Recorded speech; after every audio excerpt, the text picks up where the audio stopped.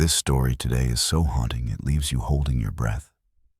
Set against a silent frontier where dust hangs in the air, and danger feels close enough to touch.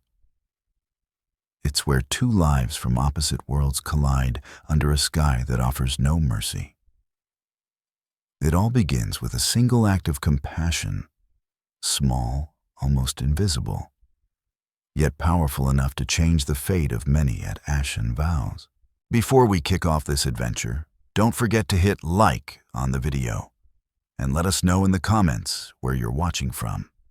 She had lived her whole life as nothing more than a quiet farm girl, rising before dawn to feed chickens and working the milk pail beneath Wyoming's endless sky.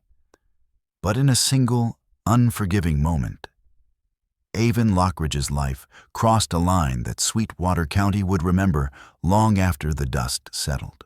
By the trembling glow of a lantern, she discovered a gravely wounded Apache warrior collapsed on her family's land. Avon did not hesitate. Fear had no time to take root. She chose mercy, pulling the stranger back from the edge of death with her own hands, unaware that this single act would set loose a chain of consequences. Outlaws, soldiers, and a promise carried by a people who never forgot their debts. Ending at a dawn marked by honor. The Lockridge farm rested on a gentle rise near a bend in the Sweetwater River. A modest spread of tilled earth hemmed in by rolling hills and a sky that seemed to stretch forever. For 17 years, Avon had known nothing beyond that narrow world. Her father, Barrick Lockridge, broad-shouldered and weather-worn, had come west from Pennsylvania with little more than grit and hope, searching for land where he and his young wife Isolde could build a life. Together, they raised their home, plank by plank, living off sparse crops and stubborn livestock that demanded daily labor. By the time Avon was old enough to race through the fields, the frontier had shifted. Stagecoaches thundered along freshly cut roads. The presence of the army loomed from nearby Fort Laramie, its patrols watching the land with hard, suspicious eyes. Wagon trains rolled west in long, creaking lines, each family chasing freedom or fortune. With that surge came friction between the Apache, the Lakota, and the settlers pressing into contested ground. The Lockridges kept their distance from the conflict, choosing neutrality whenever possible, though whispers of raids and bloodshed were never far from earshot. Avon had grown accustomed to signs of the tribes. At sunrise, she sometimes spotted riders etched against the horizon, or noticed tracks pressed into damp riverbank mud. Still, danger had never touched their doorstep. Barrick made his beliefs clear. The land's first people deserved respect.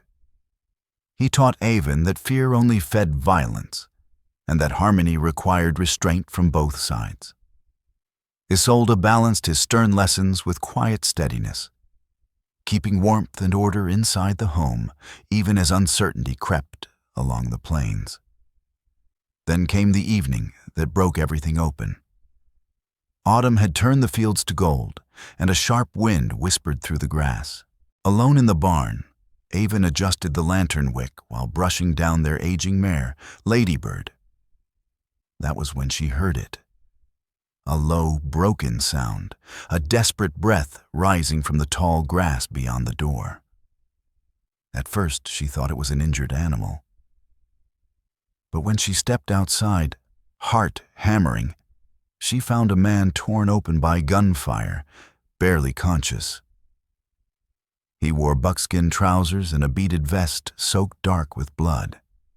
An eagle feather clung to his long black hair. This was Knox. The sight drove the air from her lungs. Every warning she had ever heard, stories of revenge, endless retaliation, rang in her head. Still, compassion held fast. Before the night ended, she dragged his shattered body into the barn, hiding him from view. Pain burned through her back and arms, but resolve carried her forward. She laid Knox onto fresh straw beside Ladybird's stall and gathered water and clean cloth. Lantern light flickered over her freckled face as she worked.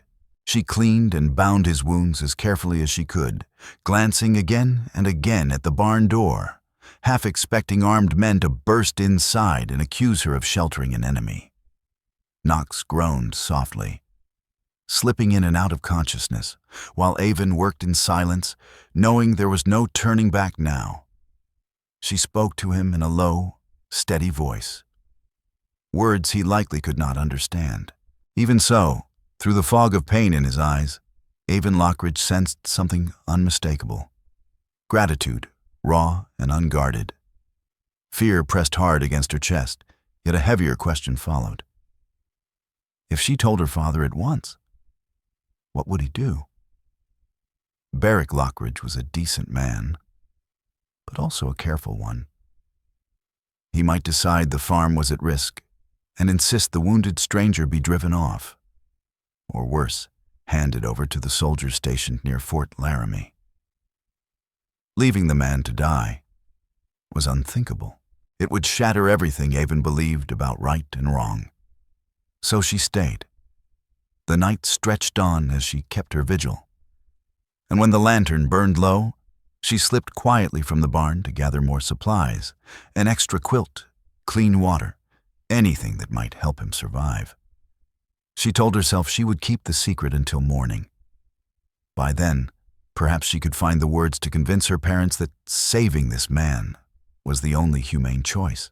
Dawn arrived, sharp and cold, and the truth surfaced quickly when Berwick and Isolde Lockridge heard Avon whispering inside the barn. Berwick's face tightened with concern. Rumors of raids had been spreading for weeks, and the whole region stood on edge, especially after a wagon train was attacked near the Bozeman Trail. Even the mere mention of Apache blood was enough to unsettle many settlers, but Isolde saw past fear. She took in the severity of the man's wounds and understood the compassion that had guided her daughter's actions. While Isolde set about changing bandages, Berwick stepped outside, eyes sweeping the plains for any sign of riders.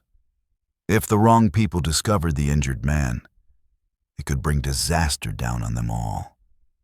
After a tense exchange and long silence, they agreed to keep him hidden until he was strong enough to move or speak for himself. The nearest doctor lived in Casper, a full day's ride northwest, and taking an Apache warrior into town would endanger both him and the family. Avon stayed close, feeding him warm broth one careful spoonful at a time. Through fevered whispers, she learned his name, Knox, spoken again and again as if clung to for strength. Over the next few days, his condition improved slowly. He could not yet stand without help, and the wound in his chest demanded constant care. But color gradually returned to his face. He murmured words in his own tongue, trying to explain something, though the language between them remained a wall. One late afternoon, as Isolde replaced his bandages, Knox lifted a weak hand and pointed toward the horizon. His gaze sharpened. He spoke a single word, rough and breathless, gesturing again toward the rising sun. Avon understood enough to guess his meaning, his people. He needed to go back to them. The thought that more Apache might come searching settled heavily over the Lockridge household.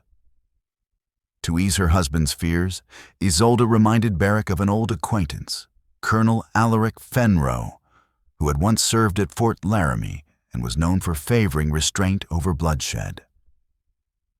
If matters grew worse, she suggested they might reach out to him. Fenroe no longer held command, but his influence remained. For the moment, secrecy was their only defense. Inside the small farmhouse, tension gathered like thunderclouds. Berwick's worry deepened with each passing day. Food stores were thin after a poor harvest, and every extra mouth mattered. Yet whenever he looked at Avon, her face set with resolve. He knew they had done the right thing. Some nights, Isolde found him standing alone in the yard, staring across the open plains, concern etched into every line of his weathered face. It was during one of those uneasy evenings that the true importance of Knox began to reveal itself.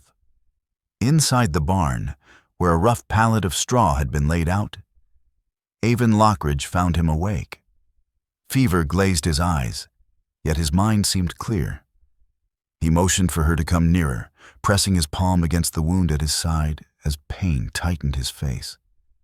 Then he pointed to his own chest and spoke a single word, slow and deliberate. Knox. He held her gaze for a moment before reaching down to the dirt floor. With a stick, he scratched careful shapes into the earth. Wide circles that could have been camps, long lines that looked like rivers cutting through open land. He tapped the largest mark again and again, repeating a word she could not understand. Urgency filled his expression, close to desperation.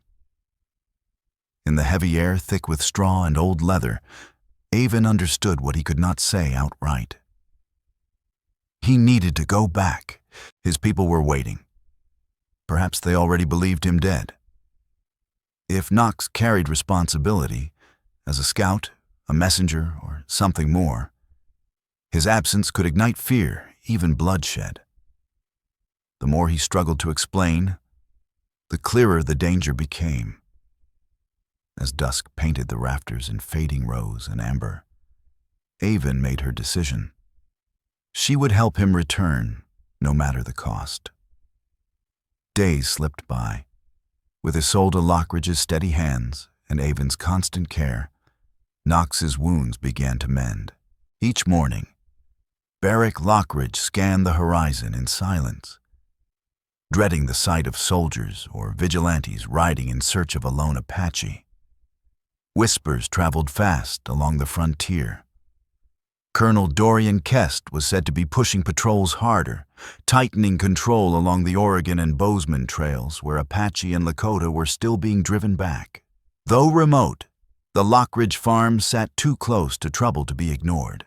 Then, one morning heavy with dew, a sharp knock struck the front door. Avon froze over the pot of oats. One look from Isolde was enough. She slipped away, hurrying to hide in the barn with Knox. Barrack opened the door to two cavalrymen. Dust clung to their coats, their faces worn by long days in the saddle. One introduced himself as Sergeant Brannock Vale, a name Isolde recognized from the Casper garrison. Beside him stood Private Enoch Rowe, young and hollow-eyed, as though the frontier had already stripped him of his youth. Vale gave a clipped nod. "Morning, Mr. Lockridge," he said, eyes sweeping the yard. "We're checking the area for fugitives. There's word of an Apache warrior seen near the Sweet Water," he continued. "Likely wounded. You noticed anything out of place?" Fear flickered across Barrack's face before he buried it beneath irritation. "We mind our own business, Sergeant," Barrack replied, resting against the doorframe. "No strangers here. Just me, my wife, and our daughter. She's off visiting kin near Independence Rock." Isolde stood behind him, hands knotted in her apron, breath held tight. If they asked to search the barn, there would be no way out. Vale's gaze lingered over the buildings. "We may need to take a look around," he said. "Orders from Colonel Dorian Kest himself." Barrack's tone hardened. "Now wait," he said. "We're settlers, not criminals. This is private land." "Do you have a warrant?" Barrack Lockridge asked evenly. "Or any official papers?" Private Enoch Rowe shifted on his boots, clearly uneasy at the thought of tearing through a quiet homestead. Still, Sergeant Brannock Vale did not back down. "We're acting under direct orders," Vale said. "We're looking for an Apache before he stirs up trouble. A dangerous one. I'm sure you understand." At the word dangerous, Isolde Lockridge's face flushed. but she kept her eyes lowered. She knew any protest might only sharpen their suspicions. Vale gave a short nod to Roe, and the two stepped off the porch, their attention drifting toward the barn. Barrick's heartbeat kicked hard, though he followed them with a calm stride, placing himself squarely between the soldiers and the barn doors. "You won't find anything like that here," he said. "How long you boys been riding? You look worn clear through." "We can draw you some water," he added lightly. "Maybe a biscuit or two, help you on your way." The offer gave them pause. Rose swallowed, rubbing his dry lips, while Vale cast another careful glance around the yard. "Water would help," Vale finally said. Isolde hurried to the well, her hands trembling as she filled the canteens. Her pulse hammered so loud she was sure it could be heard. While the soldiers drank, Barrick kept them talking about weather, empty roads, and quiet days, repeating that no strangers had passed through. At last, Vale seemed satisfied, though his eyes lingered on the barn one final time. "If you hear or see anything," he warned, "you report it. Understood, Mr. Lockridge?" Barrick inclined his head, respectful but firm. "We'll do our duty." Moments later, the soldiers swung back into their saddles and rode off, dust curling behind them. Only when they vanished beyond the hills did Avon Lockridge step out from the barn, her arm steadying Knox, who still limped badly. Isolde pressed a hand to her chest, breath finally breaking free. Relief flickered across Knox's face, though worry remained in his eyes. He knew this danger was not over. The close call forced a decision on the Lockridges. They could try to move Knox immediately. They could wait and risk another patrol, or they could send word to Colonel Alaric Fenroe at Fort Laramie, hoping he might keep the peace. After long debate, they chose the first path, helping Knox return to his people. Avon remembered the symbols he had drawn in the dirt, pointing south toward the forks of the Platte. With supplies and care, she might guide him there. She knew the land, rode well, and could avoid the main roads. Isolde urged that Barrick go with her, but he shook his head. A middle-aged man would draw eyes. A young woman traveling light might pass unnoticed if she kept to the back trails. It was a fragile plan, but time was running thin. Colonel Dorian Kest's patrols were tightening their grip.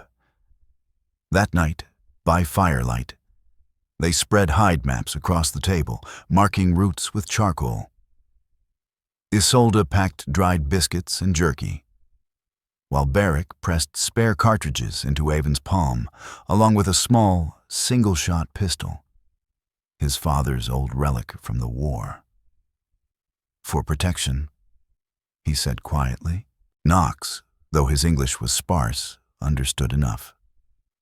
He clasped Avon's hand and murmured a soft phrase she could not translate, yet felt in her bones. Before dawn, father and daughter loaded a small wagon with a canvas tarp, food, and water, and set their course into the dark. Their plan was simple. If anyone spotted the wagon, it would look as though Avon Lockridge was hauling supplies toward a nearby settlement. Knox would remain hidden beneath the canvas tarp.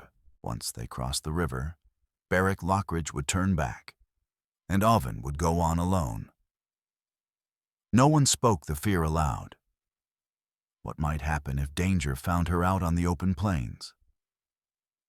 As the old mule lurched forward along the rutted trail, the sun barely cleared the horizon. Isolde Lockridge stood on the porch, tears shining in her eyes, whispering a prayer for their safety and wondering if they were making a terrible mistake. For most of the day, the wagon jolted over uneven ground, skirting main roads whenever possible. Avon watched the distance closely, scanning for dust plumes that could mean riders. From time to time, she slowed to check on Knox beneath the tarp. slipping him water and making sure he could breathe. Each jolt sent pain across his face, his jaw tightening whenever the wheels struck a deep rut. By mid-afternoon, they reached a rocky rise near the Sweetwater's edge. Beric decided that was as far as he should go. Any farther together might invite questions if cavalry patrols passed through. He pulled Avon into a tight embrace, pressing the small pistol back into her hand. "Use it only if you must," he said, his voice strained. "Only if it's life or death." Avon nodded, tears stinging her eyes. She saw both pride and fear in his expression. "I'll be careful," she promised. "And I'll come home." They parted beneath a sky washed in pink and gold, and Avon drove on alone into rough country. She soon found a narrow ravine following the river south. Urging the mule forward, she guided the wagon carefully between stone walls that offered cover. Every sound sharpened, the dull thud of hooves, the rush of water, the cry of hawks circling above. Late in the afternoon, 3 riders appeared along a distant ridge. Avon stopped at once, signaling Knox to stay still. They were too far to make out clearly, but they weren't dressed in cavalry blue. Likely drifters or opportunists. Her heart hammered as she eased the wagon behind a cluster of boulders, praying they would pass by. The men lingered, surveying the land, then wheeled west and vanished at a gallop. Only then did she let out her breath.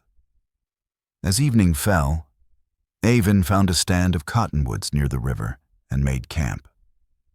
She helped Knox down from the wagon so he could stretch his stiff limbs. He moved slowly, pain etched deep in his face as his healing wounds protested. She built a small fire, just enough to warm them and cook beans in the cool air. Though she worried the glow might give them away, Knox gestured toward the calm sky, shaking his head to show it was safe. After they ate, Avon cleaned and rewrapped his bandages. Through signs and broken words, she picked up a few Apache sounds. When he murmured something that felt like thanks, she understood it as gratitude. When he clenched his side and spoke another word, she knew it meant pain. In return, she taught him a handful of English: horse, wagon, cold. Despite the distance between their languages, understanding settled in, forged by shared danger and her steady care. That night, stars crowded the sky in endless number, spilling silver light across the quiet land. Avon Lockridge lay awake on a rolled blanket, the small pistol tucked close against her side. Her thoughts drifted to her parents, to Beric's worried eyes and Isolde's quiet prayers whispered into the night. She wondered, too, about Knox's people, and how they might receive her if she truly managed to bring him home. Just before sleep finally claimed her, a quiet pride stirred in her chest. For once, she was more than a farm girl bound to chores and fences. She was moving forward on her own, guided by resolve and mercy, carving a path that felt entirely hers. The second day of her lone journey tested that resolve. The tight ravine gave way to a wide, wind-scoured plain, broken by sagebrush and scattered stone. Near midday, her heart sank as a group of riders burst into view, galloping straight across her path. She caught the flash of gunmetal too late to turn away. One man lifted an arm, signaling her to halt. Swallowing hard, Avon pulled the mule to a stop. Beneath the tarp, she felt Knox shift, readying himself if it came to that. Gunfire would mean the end of them both. A rough-looking man approached, a revolver riding his hip and a bandolier crossing his chest. He tipped a battered hat. "You alone out here?" he drawled. "Yes, sir," Avon answered, forcing steadiness into her voice. My pa sent me to haul supplies to a trading post near the Platte. She added, a simple lie she prayed would hold. The man's gaze slid toward the wagon bed. That's a long ride for a girl by herself. I manage, she said. Pa couldn't leave the farm. Another rider circled closer, eyes sharp, studying the tarp. What are you carrying back there? Her pulse roared. She smiled thinly. Feed sacks, some salted meat, for trade. The men exchanged looks. There were 5 of them, all hard-edged, their intent unreadable. Cinder Flats drifters, perhaps, or something worse. The leader squinted at her. We've heard talk, he said. There's a wounded Apache around here. Army's offering coin. You seen anything strange? Her breath caught, but she frowned as if puzzled. No, sir. Haven't seen a soul all day. Just you, gentlemen. One of the men spat into the dust. Shame. Would have been easy money. Silence stretched tight and brittle. At last, the leader nodded. All right then. Safe travels. They turned and rode off, dust curling behind them. Avon watched until they were gone, her heart pounding. Only then did she urge the mule forward again, offering Knox a trembling smile of relief. Disaster had brushed past them by inches. Late afternoon found her easing the wagon toward a shallow bend in the river. The wheels splashed through the water as she crossed, aiming for a stand of cottonwoods on the far bank. Sheltered beneath their leaves, she unhitched the mule to graze. Knox slid out from beneath the tarp and leaned heavily against the wagon frame. Pain carved deep across his face. His bandages were dark with sweat, and Avon Lockridge felt a tight knot of worry form in her chest. Infection was a real danger now. She rummaged through what little medicine they had left. Only a small bundle of herbs Isolde Lockridge had prepared for cleaning wounds.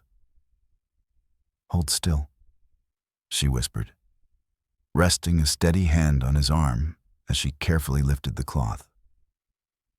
Knox flinched, but did not pull away. I must go home, he said hoarsely in broken English, forcing the words out with effort. Avon nodded.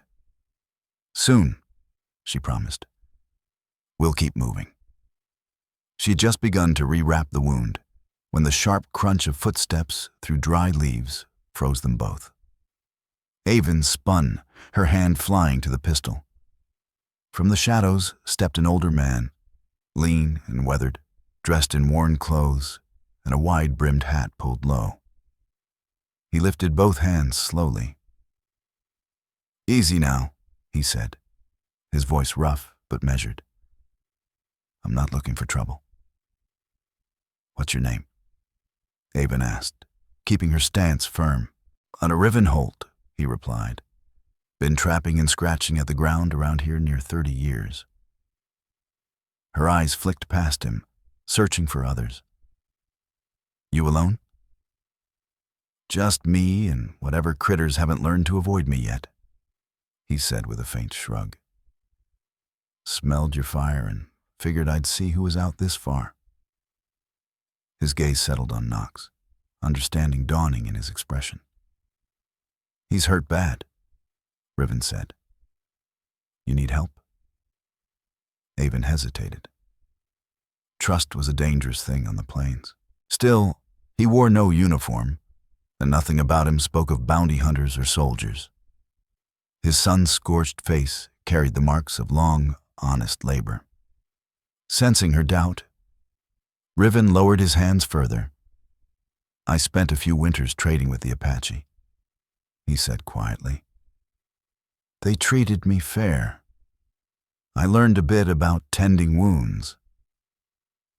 Knox, though he understood little English, seemed to hear sincerity in the man's tone. He lifted his chin slightly in guarded acceptance. Avon weighed the risk. If Riven meant harm, he could have struck already. Instead, he had come openly, offering help, She stepped aside. "All right," she said. "We're trying to get him back to his people." Riven knelt, inspecting the soaked bandages. From inside his coat, he drew a small pouch filled with dried plants. "Apache medicine," he said. "Let's see what we can do." With practiced hands, he cleaned the wound, spread a thick poultice, and rewrapped it snugly. Knox exhaled softly, the edge of pain easing for the first time in hours. "This'll help fight infection," Riven said as he packed away the herbs. "But he needs rest. Push him too hard and he won't make it." Avon's jaw tightened. "We can't stop," she said. "The frontier iron cavalry and outlaws are hunting him. There's a reward." Riven let out a low whistle. "That puts you in a hard place. Keep south along the river. Another day or so, and you'll reach land where Apache families still move near the big cottonwoods. If luck's with you, his kin will find you. And if not, then you might cross paths with Colonel Dorian Kest's patrols," Riven said grimly. "Or worse." Avon thanked him and offered a handful of biscuits. He accepted with a nod, and then faded back into the trees, leaving her alone once more with the weight of the road ahead. Before Rivenholt faded back into the wild, he offered one last warning. "Move at dawn or at dusk," he said quietly. "Stay off the trail in the middle of the day. That's when eyes can catch you from miles off." He tipped his hat toward Knox, murmured a soft phrase in the Apache tongue meant to steady him, then disappeared among the trees as silently as he had come. Taking his advice to heart, Avon Lockridge pressed on before first light. She shook Knox awake gently, helped him settle beneath the tarp, and urged the mule along the riverbank while darkness still held. The moon gave just enough glow to guide them without a lantern. Weariness dragged at her limbs. She had barely slept in days, her body stiff from the jolt of the wagon, and her mind strained from constant watchfulness. Still, she refused to stop. Whether it was duty or something deeper, she felt pulled forward. Near midnight, the mule stumbled hard over a buried stone, nearly tipping the wagon. Avon fought the reins and steadied it, but the jolt tore a cry of pain from Knox. She jumped down at once to check him. Then something sliced through the air beside her ear. An arrow. She dropped behind the wheel, heart pounding, when a low voice called from the dark. "Easy now. We're not your enemy." 3 figures stepped into the moonlight, bows lowered but ready. Avon could see they were Apache men. She raised her hand slowly, praying they would not loose another arrow. Knox leaned out from the wagon and spoke urgently in his own language. At once, the men rushed forward, their weapons dropping. One of them, tall, braided hair falling down his back, face carved from stone, spoke rapidly to Knox. Relief swept through Avon as the tension drained from their stance. They knew him. They helped Knox down, supporting him on either side. He spoke her name in broken words, and though she understood little of the exchange, the men nodded toward her with unmistakable respect. She heard the name Crowbone repeated, spoken with weight and meaning. One warrior motioned for Avon to follow. She did not hesitate. Leaving the mule for the moment, she walked beside them as they guided Knox deeper into the cottonwoods. Soon, a small clearing opened. A temporary camp of low shelters, a quiet fire burning, ponies tied nearby. Breathing softly, a woman stepped from one of the shelters, her face breaking with shock and relief at the sight of Knox. She rushed forward, speaking quickly, tears shining as she gathered him into her arms. Avon stood at the edge of the firelight, her chest tight as she witnessed the reunion she had risked everything to make possible. The tall warrior approached Avon and gestured for her to sit by the fire, draping a blanket around her shoulders as the night chill crept in. Another man knelt to examine Knox's wounds. The camp fell silent as the seriousness of his condition became clear. How close death had come. Unsure of her place now, Avon waited quietly. After a time, the woman, clearly family, returned with a small bowl of warm stew. She offered it to Avon with a trembling smile. No words passed between them, but the gratitude in that look spoke louder than speech. In the days that followed, Avon found herself sheltered among the Stonewine people, an unexpected refuge born of trust and compassion she would never forget. Word traveled fast through the small gathering that this white farm girl had risked her life to save Knox. Some watched Avon Lockridge with open curiosity, others with guarded respect. No one treated her with cruelty.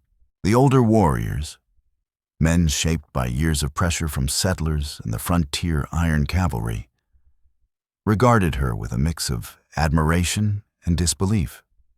It was rare for someone from the homesteads to show such mercy, to gamble everything to keep a wounded Apache alive. With the care of the tribe's healers, Knox's strength returned little by little. Their knowledge of roots and poultices eased his pain far better than anything Avon carried from home. She stayed close, helping where she could. Over time, the wall between their languages thinned.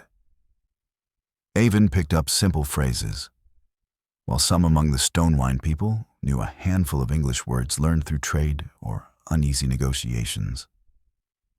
She came to understand that Knox was no ordinary warrior. He was a respected messenger, moving between bands to press for peace as the army's grip tightened. His gunshot wound had been taken during a clash near the Bozeman Trail, where gold seekers had pushed into sacred hunting ground, and tempers had finally broken. One evening, the tall warrior who had first lowered his bow sat beside Avon at the fire. In careful English, he gave his name, Crowbone. He spoke of brothers lost to ruthless vigilantes, his voice steady but heavy with memory. Then he looked at her. "You saved Knox," he said simply. "You have a good heart." Avon nodded, firelight dancing in her eyes. "I wish there could be peace," she said softly, feeling the weight of generations pressing down.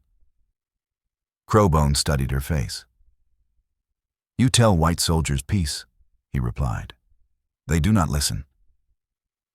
Her thoughts drifted to Sergeant Brannock Vale and Colonel Dorian Kest, men ruled by fear or ambition, blind to the humanity they hunted. She had no answer for Crowbone. Instead, she spoke of Colonel Alaric Fenroe, a man she believed might still choose restraint. Crowbone listened, unsure whether one man could truly bend the course of what was coming.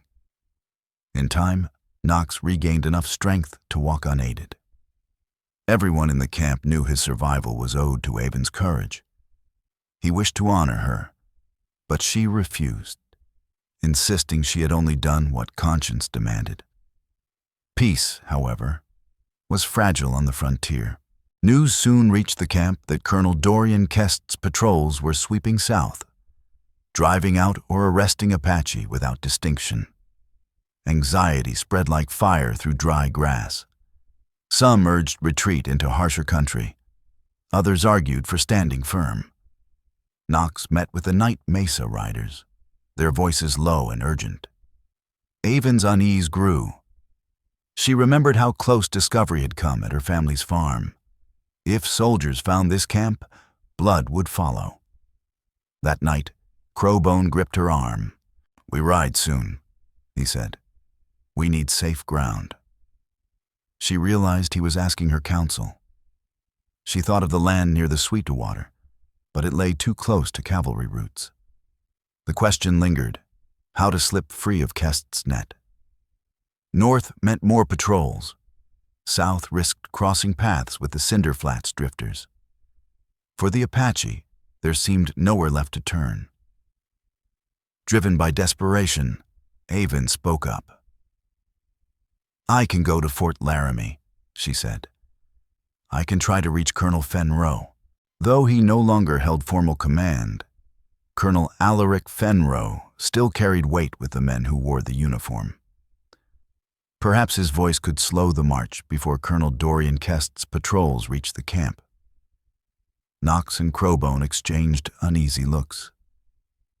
If Avon Lockridge went to the fort and confessed to sheltering an Apache, the cavalry might brand her a traitor.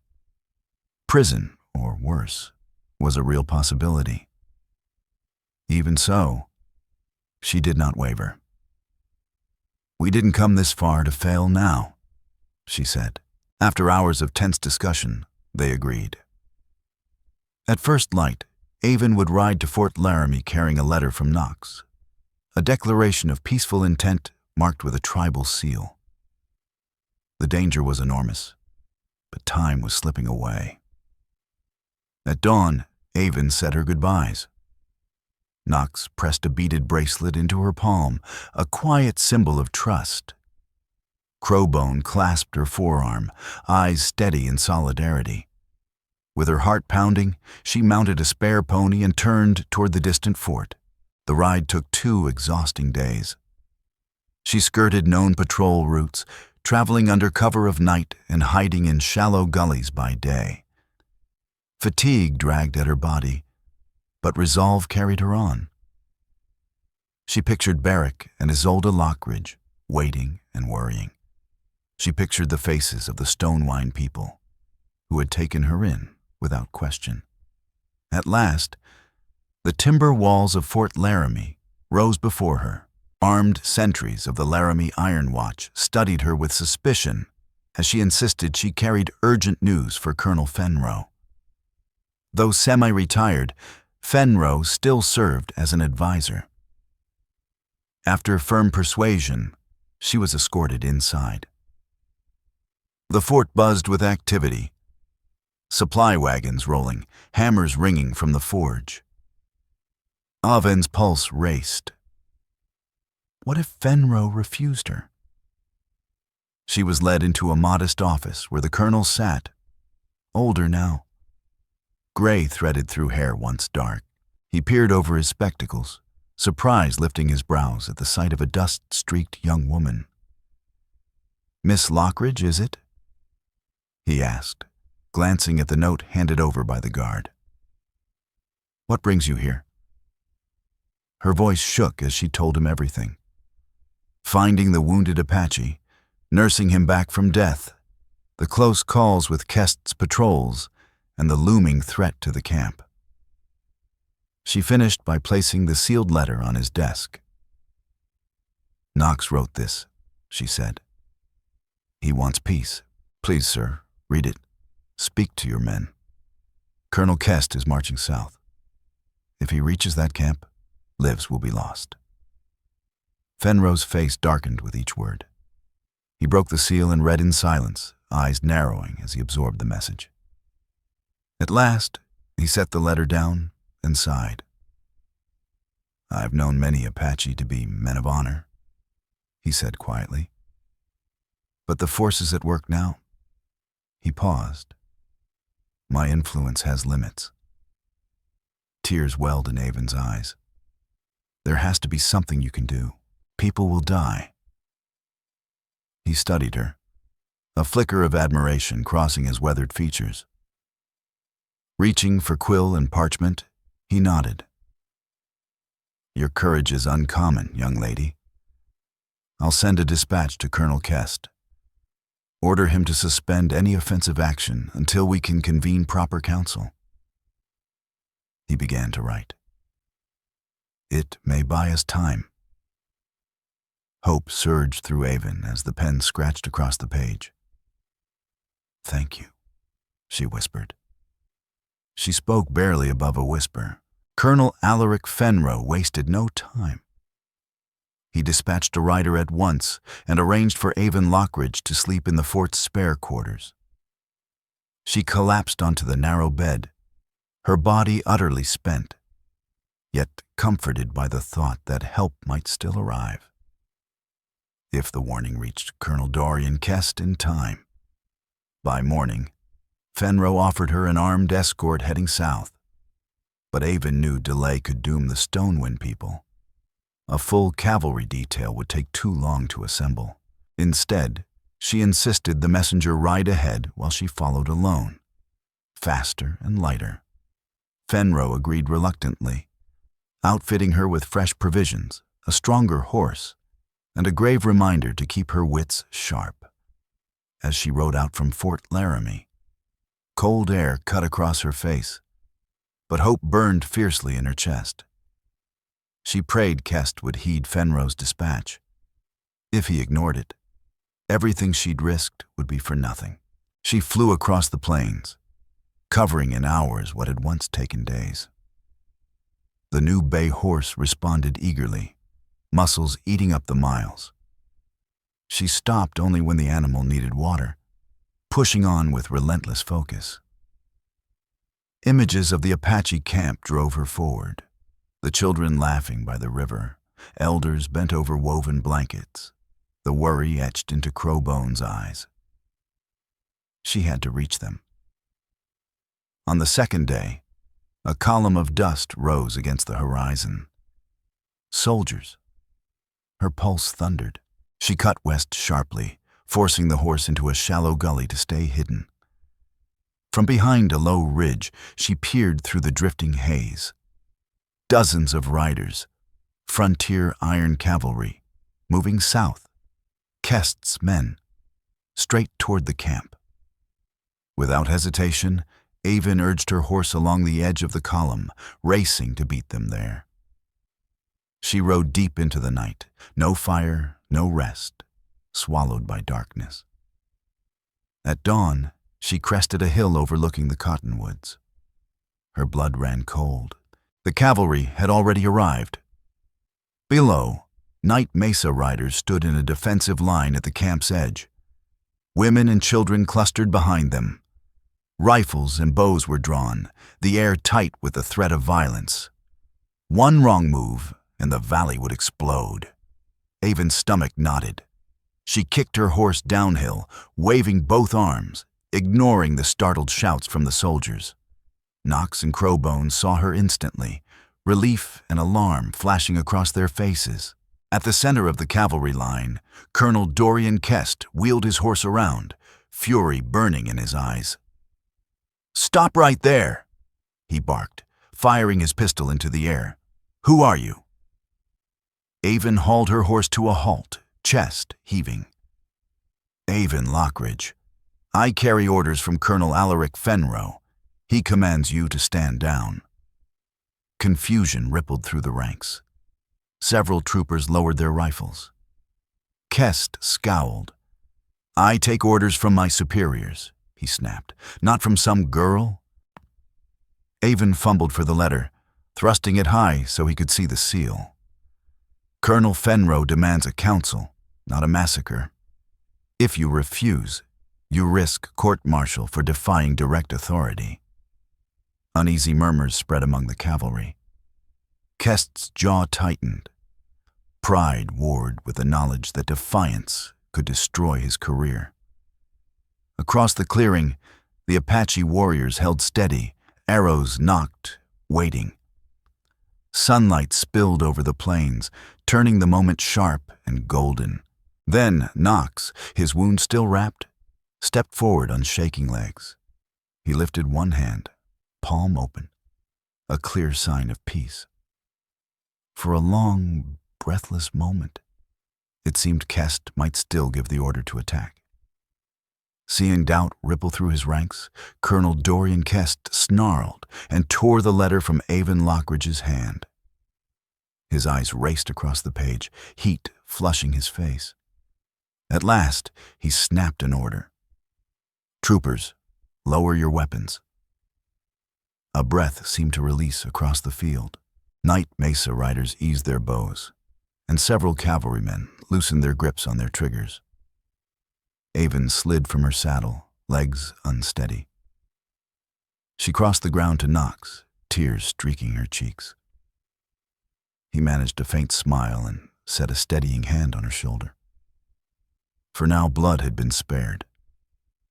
In the fragile truce that followed, Kest agreed to hold position until a formal council could be convened. Within days, Colonel Alaric Fenro himself rode south, accompanied by officers experienced in treaty talks.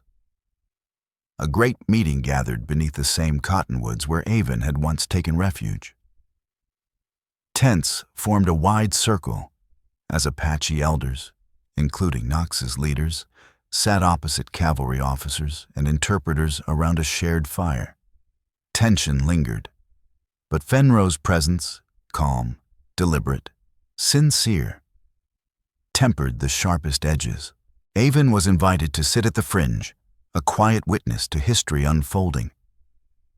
She listened through hours of careful, sometimes heated discussion, of borders, promises broken, lands shared and lost.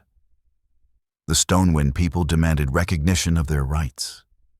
The army pressed for safe passage for settlers. At last, a brittle agreement emerged.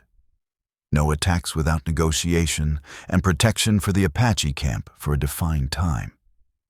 It was no lasting peace, but it was a pause. Time bought by Avon's courage. In the pale haze of dawn, as first light brushed the eastern sky, something unexpected occurred. A dozen Apache warriors approached Avon's tent, dressed in their finest. Crowbone, stern as ever, motioned for her to rise. Startled, she stood, smoothing her worn skirt. Knox, now wearing a ceremonial breastplate, stepped forward. With solemn care, he lifted a painted lance adorned with eagle feathers. He spoke first in his own tongue, then in measured English. "We honor the one who saved a life, who crossed open plains, who faced guns to shield us. This is our sister, Avon Lockridge." He drove the lance into the earth before her, a sign of respect and gratitude, as chanting rose and a hand drum echoed through the still morning. From a distance, soldiers, Colonel Fenro, and even Colonel Kest watched. Some in awe, others uneasy. Tears ran freely as Avon grasped the meaning of the moment. This was sacred recognition, never sought, yet freely given. She pressed a hand to her chest and bowed her head. Crowbone spoke quietly. "At dawn we stand with you, sister." As the sky bloomed with orange and pink, the gathering glowed in gentle light. The future remained uncertain, but for that moment, a shared reverence bridged two worlds long divided. When the council fires dimmed among the cottonwoods, Avon mounted her horse once more. Though Fenro offered an escort home, she declined, knowing this road, like every step before it, was hers to ride alone. Before she departed, Knox approached her in silence. His dark eyes held both grief and resolve. He placed a second beaded band in Avon Lockridge's palm, nearly matching the first. "To remember," he said quietly. "Two paths, one spirit." She fought back tears, words failing her, and closed her fingers around the gift. Then she turned her horse toward the rising sun. The sky glowed amber over earth, washed clean by storm. The plains rolled open before her, still untamed, yet no longer unfamiliar. Prairie grass whispered under the wind, and for the first time she felt woven into that vastness, not merely a farm girl, but a witness to something larger. Two worlds learning, however briefly, to stand together. When she reached the edge of Lockridge land, her heart carried both ache and gravity. The homestead appeared, smoke curling from the chimney. She hadn't known how deeply she missed the smell of Isolde's bread or the groan of the porch swing until the front door flew open. Isolde ran into the yard, apron snapping in the breeze, relief and joy breaking across her face. She crushed her daughter in a fierce embrace, tears soaking Avon's shoulder. "Thank the Lord," she kept whispering. Beric Lockridge followed more slowly, just as moved. He removed his hat, his weathered face splitting into a broad smile as he drew Avon into a long, steady hug. "You came back changed," he said, pride thick in his voice, like someone who's seen more than her years. That evening, by firelight, Avon told them everything.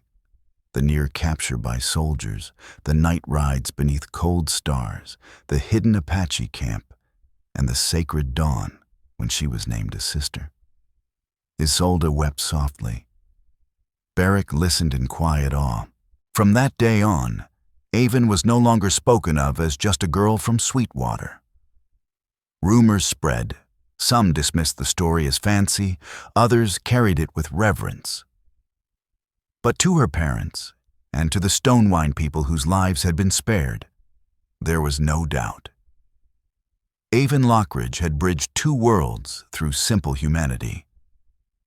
Each morning thereafter, when the sun crested the eastern hills, Avon would look to the horizon and remember a peace earned by courage and compassion, a dawn marked by honor.